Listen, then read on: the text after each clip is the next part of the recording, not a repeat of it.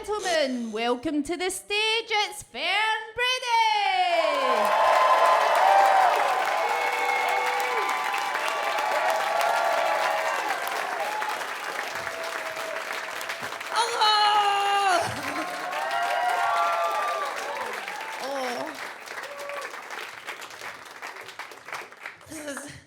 So exciting. One of the most exciting things about this is over the last year, I've got my own audience, and I never used to have my own audience. In fact, for the first 10 years of doing comedy, people actively hated me. And now I have my own audience, and I always wondered what you would be like. I was like, will it be cool people? Will it be hipsters? You're not. It's such a specific type of person. If I was to tell you that the type of men who come to see my shows are, whenever I look at their Facebook profile pictures, they always seem to be shyly holding their pet snake and smiling into the camera. That's the type of guys that like me. Guys with pet snakes, and women who, when I look at their last social media posts, have always written something like, wish I had the strength to hurt myself tonight.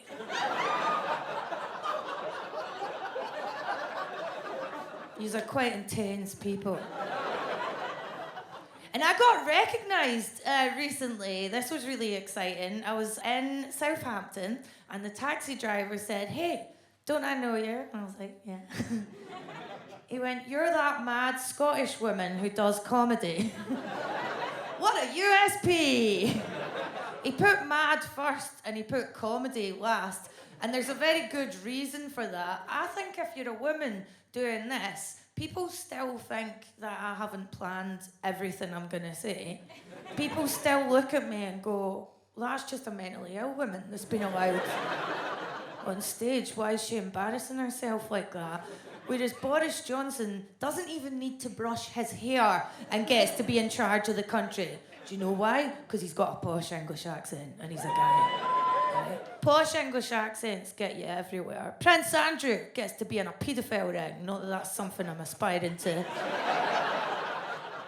Because he has a posh English accent. He basically admitted to being a pedo on a Newsnight interview that couldn't have been more of a car crash unless Prince Philip was driving.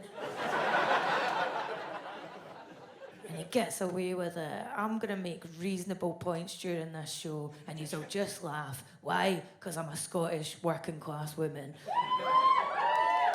Thanks. But I live in England, so I get treated like I'm a half-wit on remand for prison. It's terrible being an intelligent woman trapped in a Scottish accent and living in England. I didn't know this was my voice till I moved to England, right? In my head, I talk like Stephen Fry, and then moved down south and started going into shops, and people just looked at me like a dog was barking at them. So I've lived there for 10 years, and it's largely great. The shops are open for ages, but one of the hardest things is every day for the last decade, what my English friends love to do to me is repeat what I'm saying back at me in a bad Scottish accent. And they always have a look in their eyes like, she is gonna love when I do this. Every day. I've got one friend that does it all the time. Her name's Hayley. She's always like, Fern, this is my impression of you. Hello, I'm Fern Brady! Thanks, Hayley. I feel so comfortable. This is my impression of you. Please don't tell everybody about the time I gave everyone at uni chlamydia. Sorry, still not getting that Cockney accent, yeah. Okay. I'd never really thought much about being Scottish. Then I moved to England and I became Scottish Fern, and then you realise that you're meant to live up to this cartoon version of Scottishness where you're aggressive, drunk, allergic to salad, right? Yous all know the drill. It's hard for me to live up to this, right? Because I'm quite quiet off stage. Salad, can't get enough of it. I was considered almost quite middle class growing up here. Scottish middle class, not English middle class, right? Scottish middle class is where you've been on a plane once and mum makes you eat fruit regularly. Don't like drinking either. This is quite a weird thing to say as a Scottish person and a professional comedian. I don't like alcohol. And not because I'm a recovering alkie or anything. I just don't need drink to make me blunt and offensive in social situations. Guys, that is a gift I have naturally. Here's another thing. Be jealous immediately. Never needed alcohol to make me a slut. I seem to accept early on in life I enjoy pumping sea monsters. Why bother with the health risks of alcohol? Big time stoner. Who needs memories? Turns out me for this job. Oh man, I love to smoke joints, but I've had to quit it for the sake of my job because my memory was getting so bad I had to Google the phrase double bike because I no longer knew the word for tandem. I've been smoking heavily for like a year, and I was like, all that stuff about memories is just government conspiracy theories.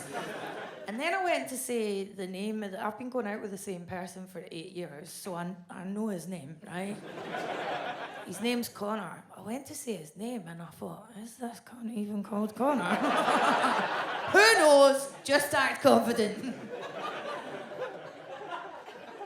See, when I was growing up, whenever I saw Scottish comedy on telly, it seemed to rely on slagging off Scotland, and it was a kind of shtick that was like, oh, aren't we all just fat, illiterate bastards eating chips out of bin? That's what it was, right? I don't like slagging off Scotland. I'm not comfortable with it, apart from one crucial thing, and that is the world of Scottish amateur pornography. Which I made the terrible mistake of watching. This is a real category of porn. I'm not making it up for the show. Don't watch it. But a lot of you are drinking. You easy. He's cheersing. He's seen it. Scottish porn's the most depressing porn I've ever seen. Comes a close second to Russian porn, and at least in that they're skinny, but it's in that bleak, we did this for a piece of bread kind of way.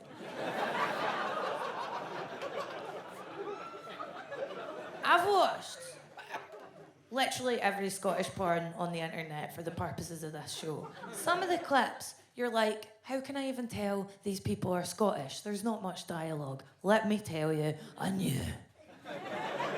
With a depressing inevitability, I knew my own people. Because it was just pale, hairy white bellies smashing against each other in close up like water balloons filled with yoghurt. Every few seconds, a wee voice off camera would go, oh, aye. Or memorably, tug on my pubes, Rona!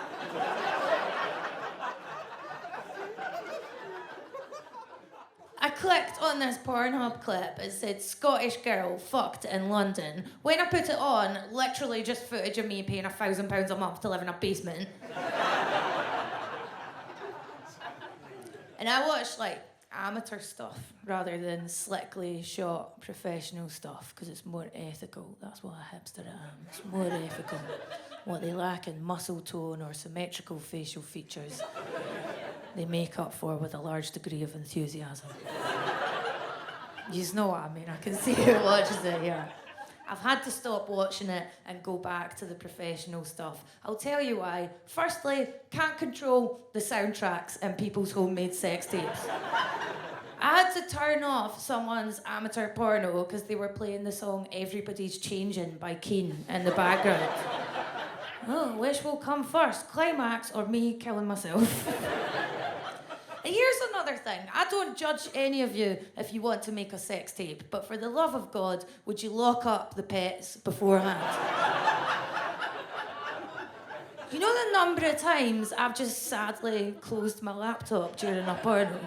Because there's been a couple pumping away in the foreground, really happy, really oblivious to just the sight of their proud cat sauntering in the background.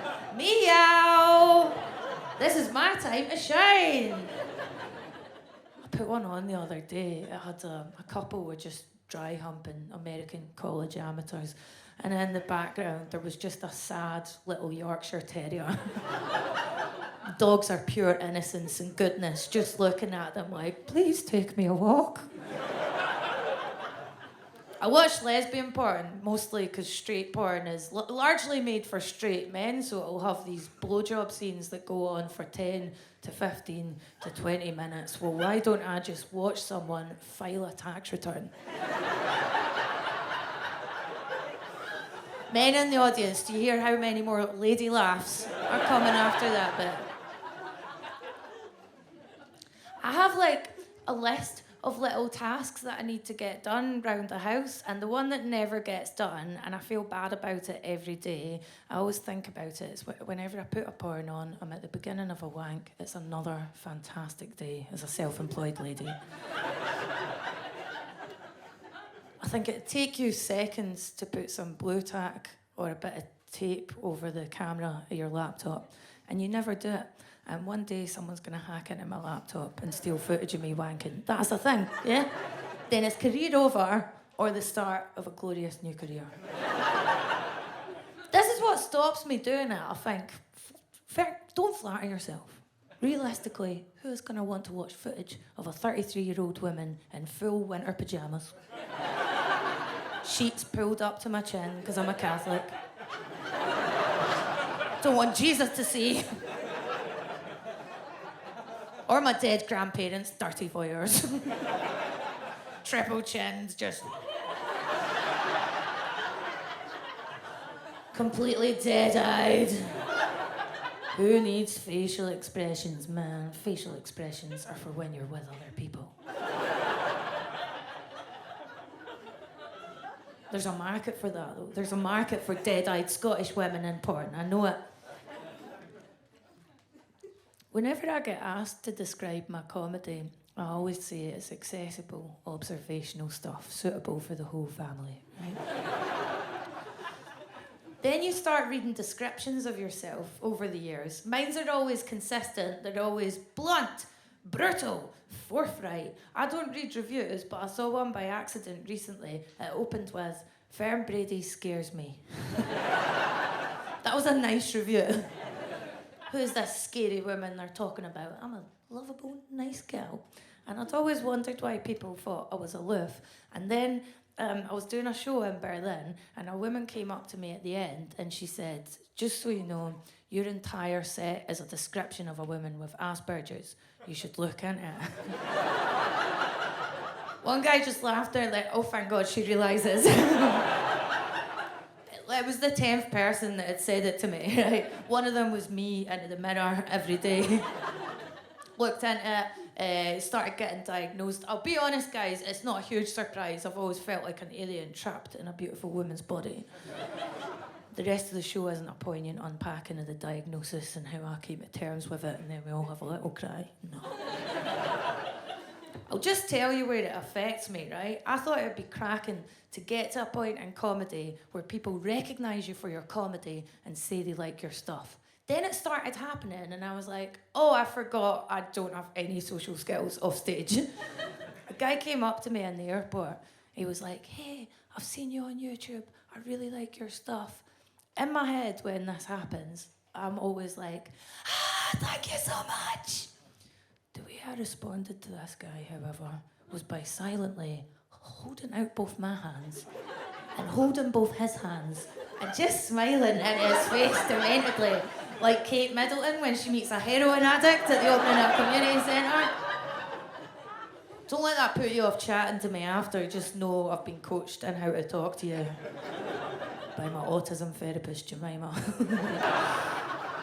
I'm not good at being diplomatic. That's my problem. And it led to me having my first scandal in comedy in the last year. Dead exciting to have a scandal as a comedian.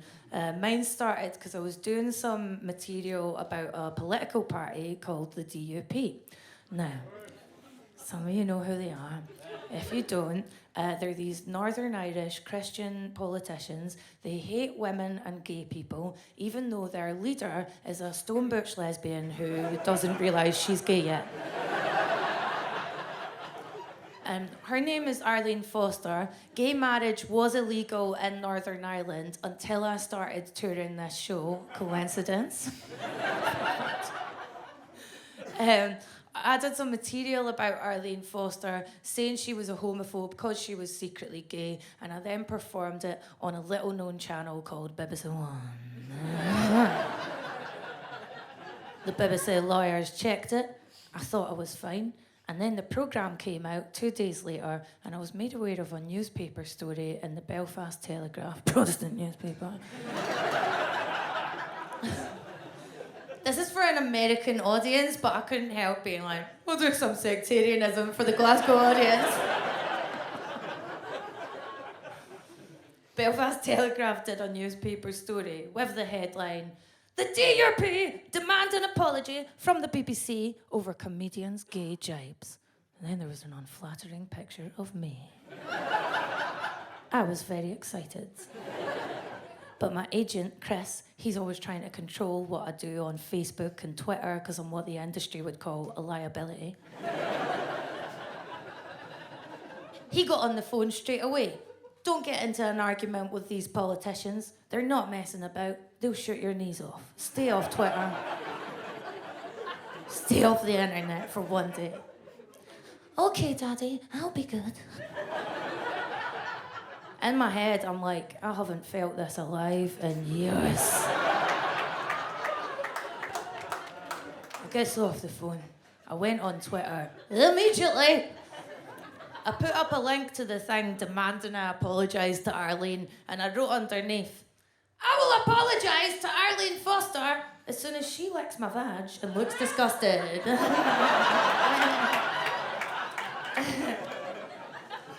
I'll make no further comment to the press because I'm a very private person.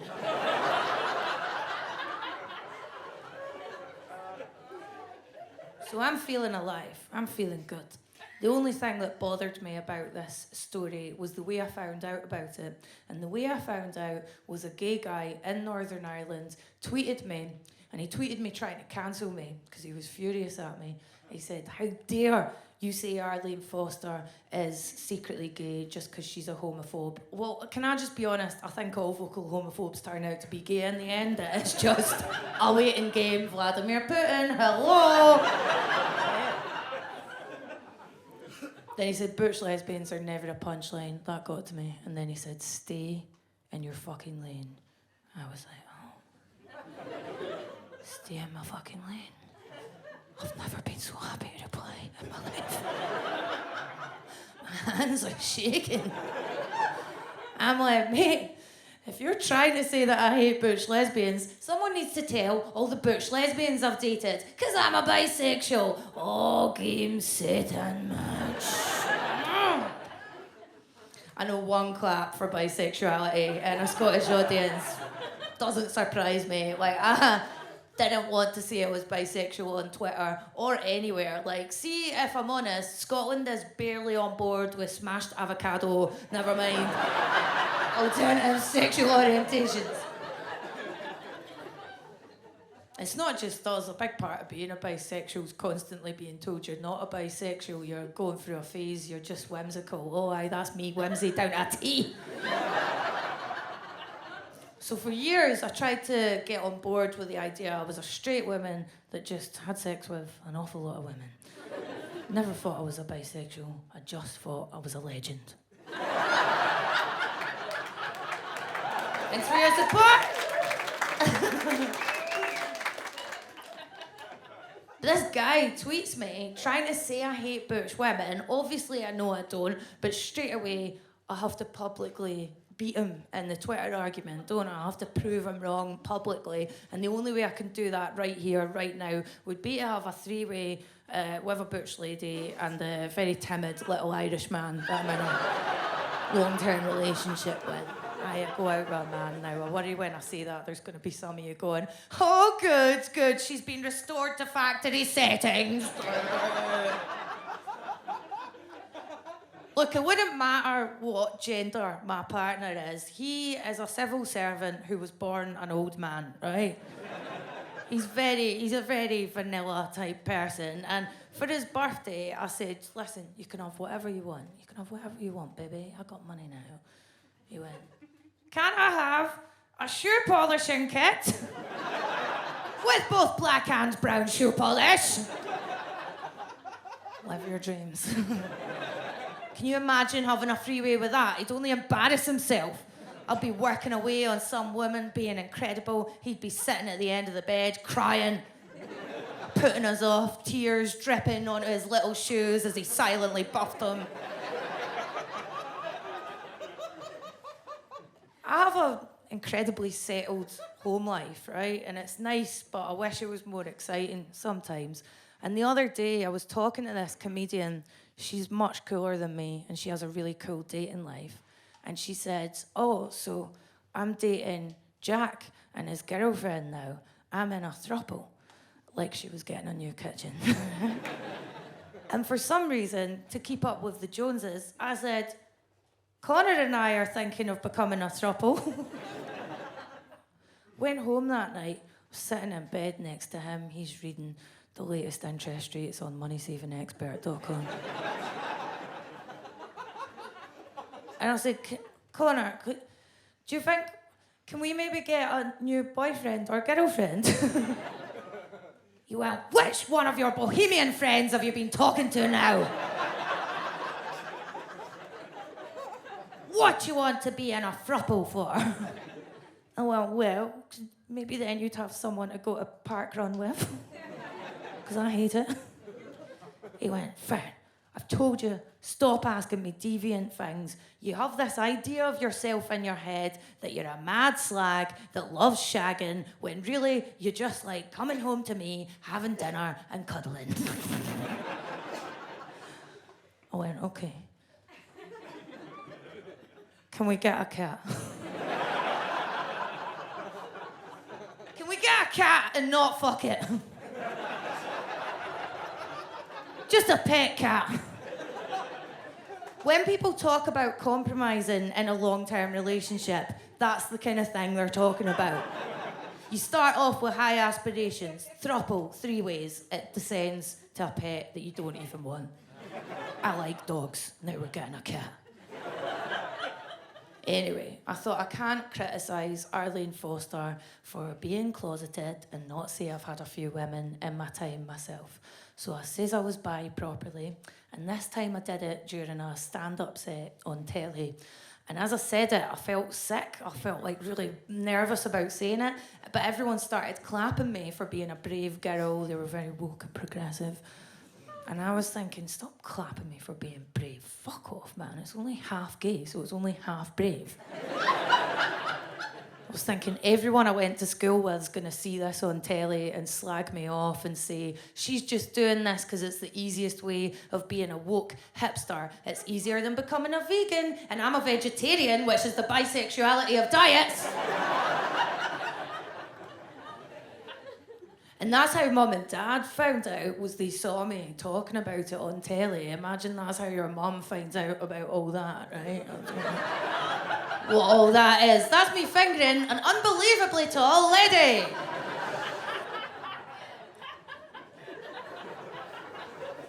My mum phoned me up to ask me about it after the programme came out. And she asked me about it the way only a Scottish Catholic mother does, which is by not asking you. For about 10 minutes of the phone call, there was just a series of disconnected facts. Hello, Fern. I made a carrot cake today. Then I went to Zumba. Then I picked sweet peas in the garden. And then there was this terrible pause, and I knew what was coming. And she went, Fern, are you bisexual? Imagine if that was how Holly Willoughby asked Philip Schofield on the couch. The Scottish way, by screaming it in his face. I was like, yeah, Mum, and you told me it was disgusting the first time you found out. No, I didn't. How dare you? Anyway, I've changed since you were a teenager. Because I've seen the musical Kinky Boots. And that changed everything. Isn't that amazing that art can move people in profound ways? One of Broadway's shittest musicals, Kinky Boots, turned my mum from being a homophobe into someone who pretends not to be a homophobe. And I go out with women that are like my mum. They're always quite intense. They're always fucking mental. And I'd really judge men who say they're always going out with mental women. I think it's quite misogynistic. So can I just say at this point in the show, I met my first girlfriend in a mental hospital. So she was fucking mental. You know, diagnosed. We both were. It was a great match. Her name was Rita. She was a tiny little skinhead butch. We were both 16-year-olds in a mental hospital. You know how it goes in your teens. You read Sylvia Plath, you go in a mental hospital. Rita used to write me these love letters that would open with things like, "Who's the funniest girl in all of Willow Grove's Children and Adolescent Psychiatric Daycare Unit?" It's Fern Brady. Who makes the best potato prints about her feelings in occupational therapy? On Thursdays with Nurse Linda. That's right, this guy. And then there was a terrible drawing of some palm trees on a beach done in crayon, and it said, "When I look into this lassie's eyes across group therapy with that bitch Nurse Fiona, I can see the sun setting on a beach." And it's all because of... That's right! What a cracking lover I am. So Rita had given me this wonderful necklace along with a letter. The necklace was a very classy necklace from the Elizabeth Duke at Argos range. Oh good, some scum get that reference. Posh people of Glasgow, Elizabeth Duke at Argos was a range of jewellery where working class people could express earnest emotions at a fantastic price. Rita gave me this necklace. It said something on it like, "Love lasts forever," which in Rita's voice I definitely heard as a threat. And my mum found the letter and the necklace when I was 16 and she went nuts at me. She was like, "This is disgusting. This is vile." I was mortified, like, well, I guess this is how she finds out I've been fingering girls in a mental unit on my lunch break. I like how non-judgmental you guys are about that. Yous understand there's not much to do in women's psychiatric units. You learn to finger bang and you learn to play pool to an incredibly high standard. Then Mum stopped shouting at me and she went, "Fern, what upsets me the most is I just cannot believe you would pretend to like other girls in order to steal their jewellery."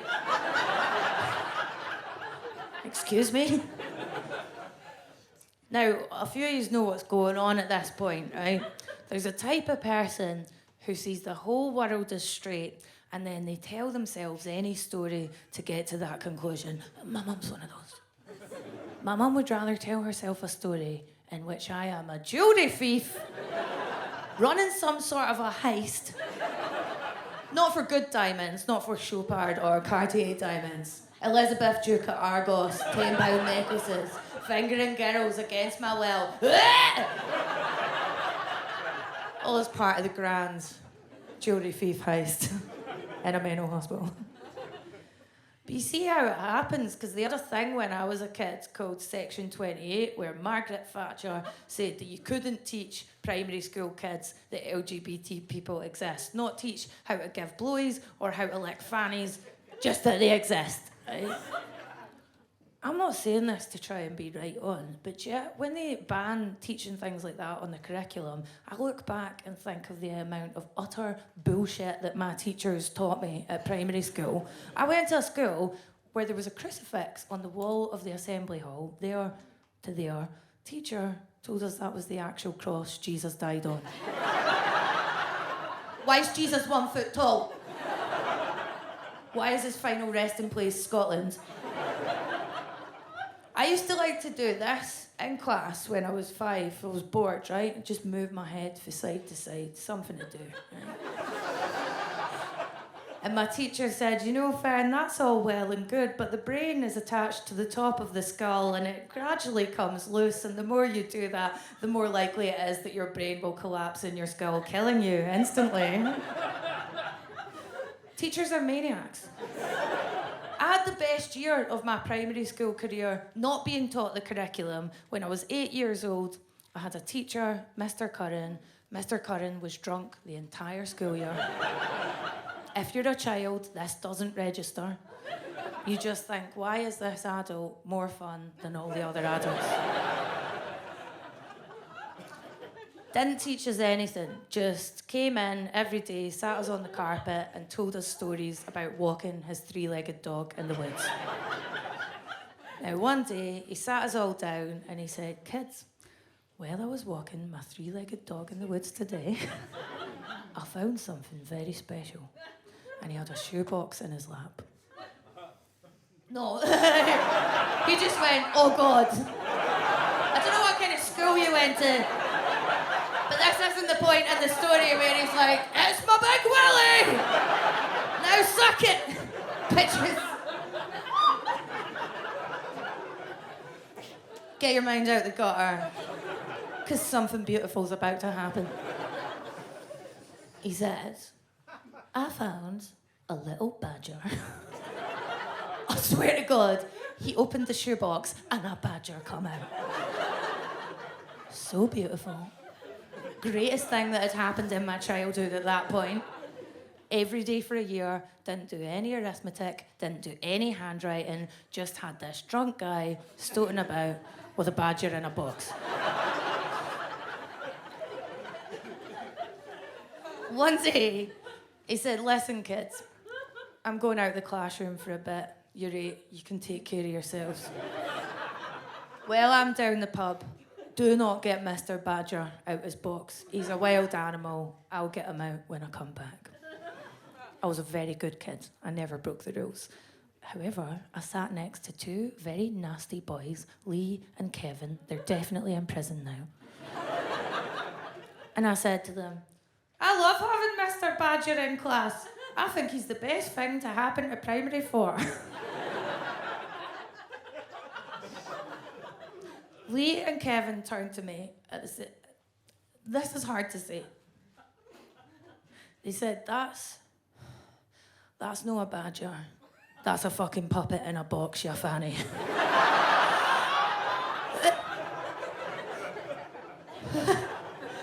Do you know in The Matrix, when Neo finds out reality isn't real?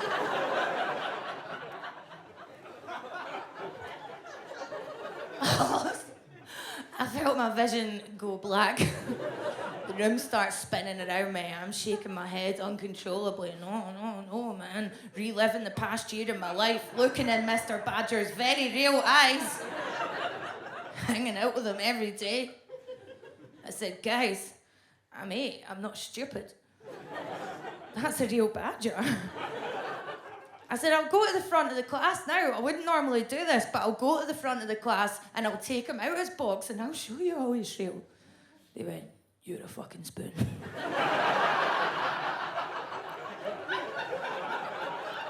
If this does go to America, there's no way of translating that.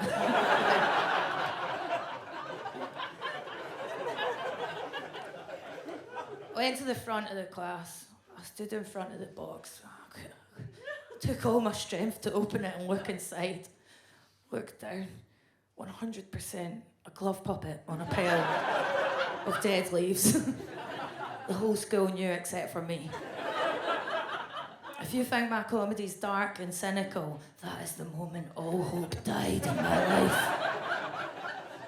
And they still won't teach primary school kids that LGBT people are real. I spent a year talking to a badger that doesn't exist.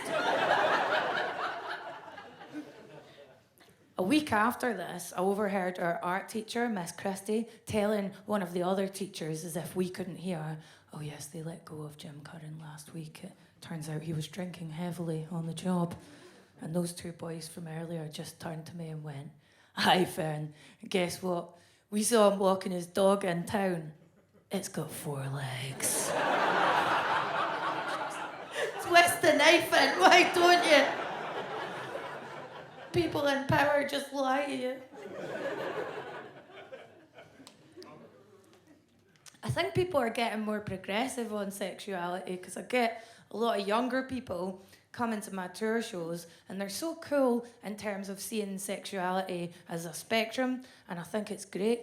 And I says to my wee boyfriend, now people view it this way. Could you be anywhere else on the Kinsey scale of sexuality? And he answered really earnestly. He was like, I've thought about it, but I honestly don't think I want to suck a dick. I was like, Connor, no one likes to suck a dick. It's just a polite thing to do.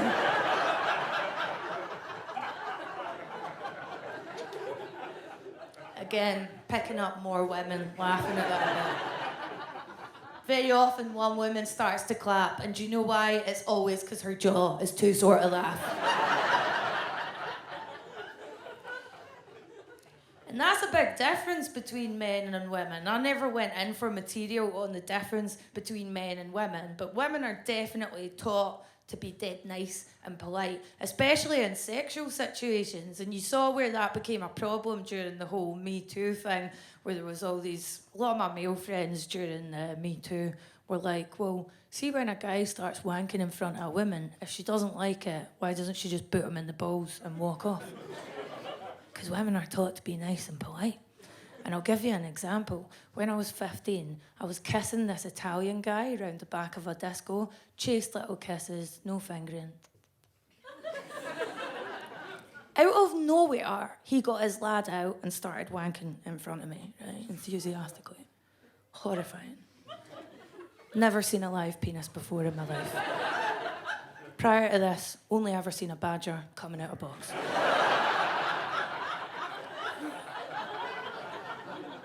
But I didn't show I was horrified, because I knew instinctively you have to smile and not offend a man. So that was exactly what I did. Just stood back like, very good. I don't want to touch it. No, I might just keep smiling at you and walk away. Can he walk and wank at the same time? Yes, he can! Do you know how horrifying it is that the first time you see jizz is when it's arcing after you like ectoplasm? Well, an Italian guy chases you. Suck this, Bella! Jizz is disgusting, right? I don't want to sugarcoat it for you. I mean, I do. I wish I could. Jizz is disgusting. But women don't say it because we're very polite and every porno treats it like it's manna from heaven. Down on.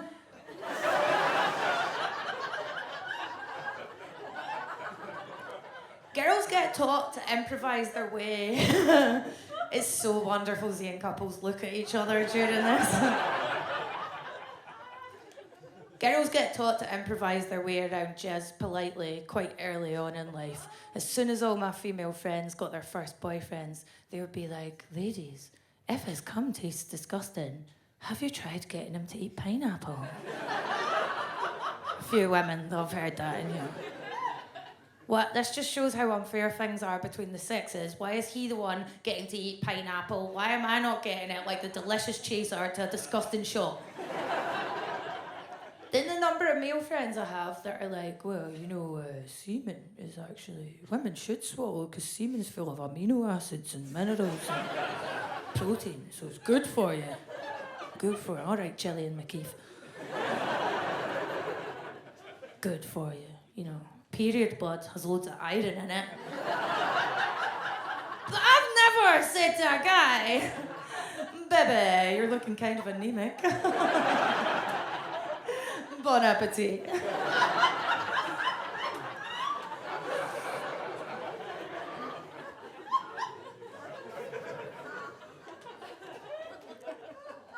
I'm really interested in how much women are taught to be polite. And I'll tell you where I see it a lot is on social media.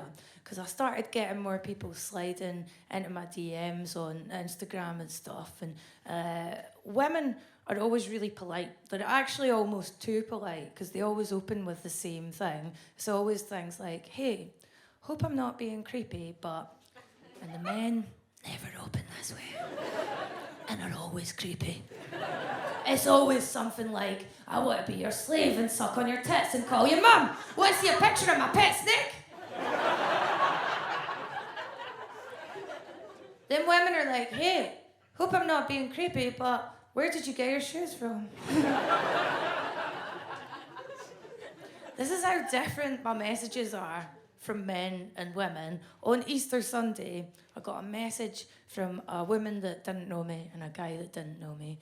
And the woman was like, hey, hope I'm not being creepy, but since it's Easter, here's a picture of my pet bunny rabbit surrounded by chocolate eggs. Have a lovely day. It's not creepy, but I can see a lot of you are like, what a cunt. A guy messaged at the same time. No words, just a picture of his erect penis next to a picture of Scottish comedian Fern Brady. Then as an afterthought, he wrote, greetings from Nova Scotia. Well, that is the worst postcard I'm ever going to receive. Look, I don't want to be anti-men by any measure. I mean, I absolutely do, but I also want to be more marketable.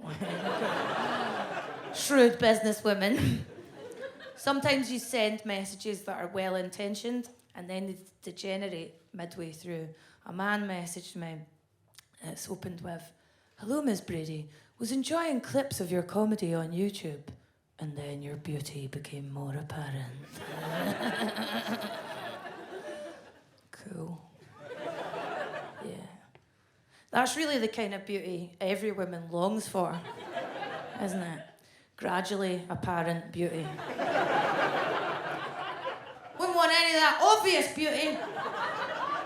I want beauty that dawns on me over time, coming into place like a magic eye picture. And a big part of being a girl doing this is you get a lot of feedback on whether, not on your jokes, but on whether people do or don't want to pump you. So I woke up in a good mood recently and I had a message on my Facebook comedy page. It was from a man in Slovakia. The message was simple. It said, hey, you suck and you look like a potato. Devastating to find out the real reason my Irish boyfriend's attracted to me.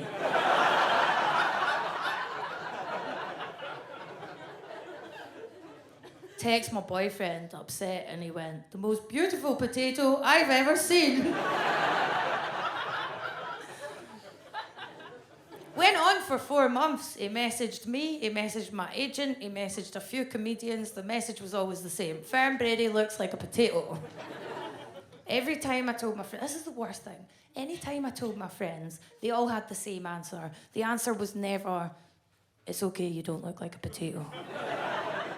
They all said the same thing. Every single one of them went, well, I love potatoes. That's how you know body positivity's gone too far. Just lie and say I don't look like a potato in a wig. The whole thing of worrying about looks for women is getting worse, and I hate it because it's not a personality trait. And I was a really ugly child, so I know how horrible people are to you when you're not cute. I had big, thick milk bottle glasses. I had a mullet, and I had a moustache by the age of 10. Big old moustache. Everyone in school bullied me. Must ask you a question. Must ask you a question, badger girl. Whenever I cried to Mum about it, she was like, they're just jealous. They're just jealous, darling. Are you just pulling random parenting advice out of a book? Jealous of what? Jealous that I look like a Cuban revolutionary at the age of 10? Now, I especially hate when you're a woman going about her day, not even thinking about how you look, and a man feels the need to comment on your beauty. I'm talking about catcalling, but I feel like catcalling isn't that bad in Scotland. I think because Scottish men have an innate sense of Scottish women's tendency towards sudden violence. But I was walking around London recently, during the day, minding my own business. I walked down an alleyway. A man came out of a sexual health clinic straight away. I'm not making eye contact. And I could just sense he was going to say something. He went, hey, beautiful, want to suck my dick? Some of you are baffled by this, but there's definitely women in the audience. Yeah, you've had that happen to you, right? Any woman that's had this happen to them will know, There's no point getting angry at the man. There's no point saying anything. I was eating some chips at the time he said this, so as soon as he shouted at me, I knew what to do. I started to silently spray the chips I was eating out my mouth, maintaining direct eye contact the entire time. Is this beautiful now? Women in the audience, that's what you have to do. Make your catcaller regret they ever said a word to what is clearly a very disturbed individual. I'll stop at nothing. I've had guys shout at me out of passing cars for a laugh, and then the car will pull up in traffic and I will snort into my hand and drag it down the windscreen. Still want me to cheer up?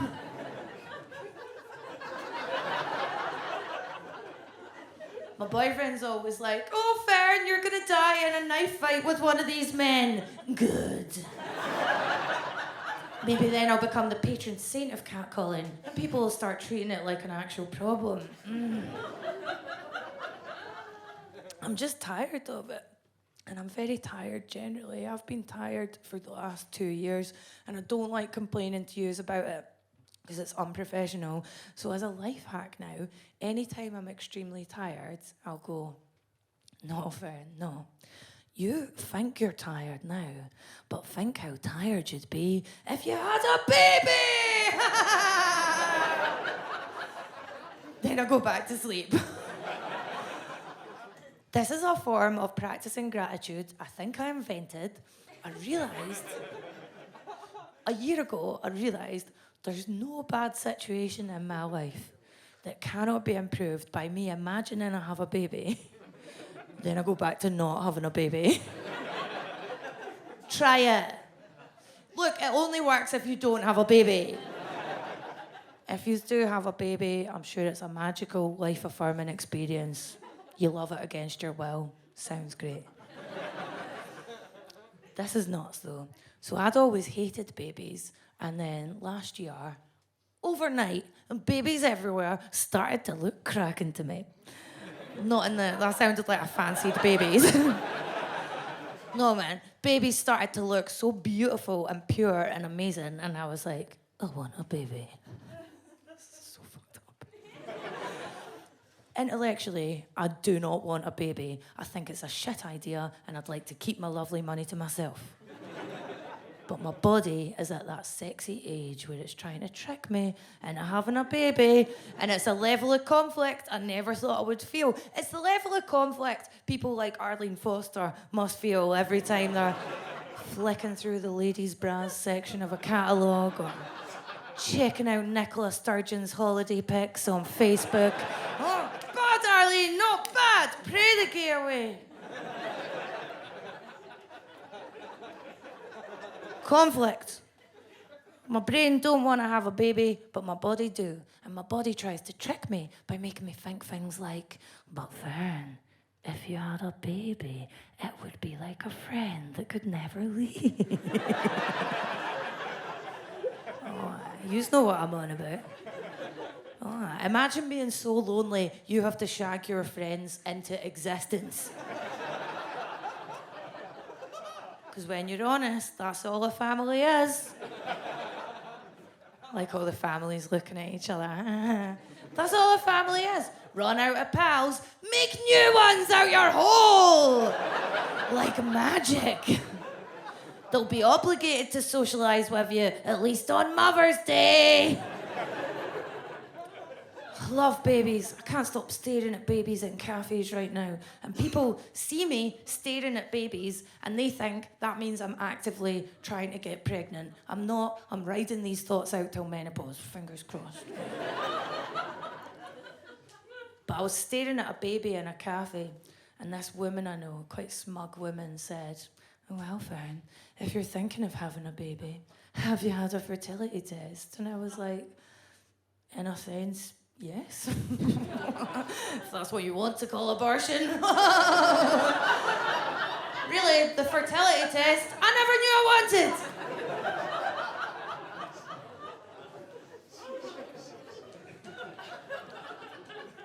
I knew it was going to play that way in this room. whenever women speak out about having one, they always feel the need to caveat it by saying, I had one, but it's a hard decision to make. Really, it's the hardest decision any woman can make. The hardest decision with mine was they said, you can have one in Leeds, Miss Brady, or you can have one much sooner in Doncaster. I'm sorry, is this the Jeremy Kyle show? I might fuck having an abortion in Doncaster. This baby will die with dignity! In one of the financial centres of the UK. Leeds, thank you. I did a charity gig for an abortion rights group recently. It's not an easy cause to raise money for, and I thought, this is going to be cracking. Back to back. I thought back to back abortion jokes all night. I'll be with my own people. What a laugh we'll have. These bitches. I don't want to be mean, but these bitches put me on 90 minutes late on stage. I don't know how much you know the comedy world. That's very late indeed. Now, I come out thinking, I don't want to be horrible. This lack of organisation in their general lives was really what led to them. And I'm very pro-choice. Getting a part-time baby soon. That's going to be great. My brother and his wife are having a baby. I'm so excited, man. And I've been buying gifts for it. I've never bought baby gifts before. Do you know how much rubbish you can buy a baby that's unnecessary? There's so much stuff that babies don't need. You can buy formal wear for babies. Little three-piece suits for babies, you know. Little prom dresses for tiny little babies. I said to my boyfriend, why do they need little three-piece suits? And he went, well, because they might have a wedding to attend. Shut up! As if anyone at the wedding's gonna be like, have you seen the state of Charles? He showed up his whole family by coming here dressed as a fluffy teddy bear. Which, by the way, is what babies should dress as. I'm always worried about having a baby because I think it's just going to disappoint me in one. It's going to disappoint me in a huge way by becoming a murderer or just a banal way by becoming a recruitment consultant. And I see a lot of my pals having babies now and I find it very moving. And then I see just acquaintances that I hate follow on Facebook. And I think, you're just doing that to fill the time between now and death. It's interesting the things we do to fill the time between now and death. Some of you came to this show. That was a mistake. But I thought for ages, if I can get what I want in comedy, that's going to fill the emptiness. Then I got everything I wanted last year. I got all the work. I did a gig at Sydney Opera House, and I felt fucking nothing. Then I went back to the hotel, and I watched videos of a pig in a wig.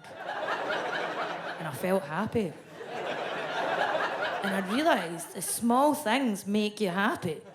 The pursuit of other stuff's pointless, right? But I'm not going to have a baby for a very specific reason. A big reason that's putting me off is when I was growing up from a town called Bathgate, Lewis Capaldi and Susan Boyle are from there, so that's how we look in that town, right?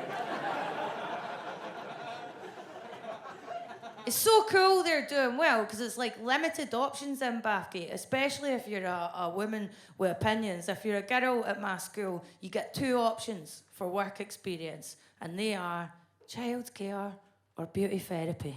Right? That's literally the Madonna and the whore thing right there, isn't it? Take care of kids or look pretty. Don't do anything else. And that's why I don't want to have a baby. And anytime I see comments on social media going, why does such a nice girl have to say such horrible things on stage? I think, good. I'm doing my job. I'm staying away from my Bathgate destiny. I'm going to keep being that mad Scottish woman who does comedy. Yous have all been amazing. Thanks very much for coming to my show. I've been Fern Brady. Good night.